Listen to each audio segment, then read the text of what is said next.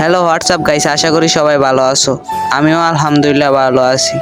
আরও 1 মাস আগে গাইস আমি কয়টা কলা গাছ লাগাইছিলাম আমাদের খেতে।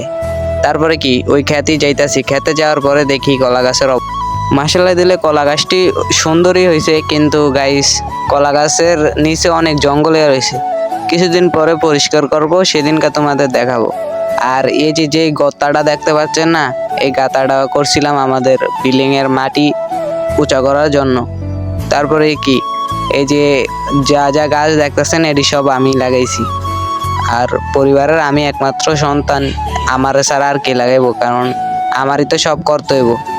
তারপরে আর কি আজকে মনে হয় বৃষ্টি আসবে, আকাশের অবস্থা দেখুন পুরো মেঘলা হয়ে রয়েছে অনেক।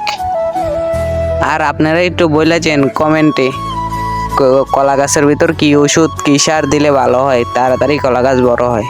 আর কলা গাছ যদি বড় হয় তাহলে আপনাদের বাসায় যেয়ে দিয়ে আসবো, সবাই দোয়া করবেন। আপনারা কারা কি করেন এটা জানি না, কিন্তু আমরা ছোটবেলায় অনেক বন্ধু বান্ধব মিলে কলা চুরি করে কলার ভর্তা খাইছিলাম। আপনারা খাইছেন নাকি এটা জানি না। আচ্ছা যাই হোক, বাড়ির কাছাকাছি এসে পড়ছি, সবাই ভালো থাকবেন, আল্লাহ হাফেজ।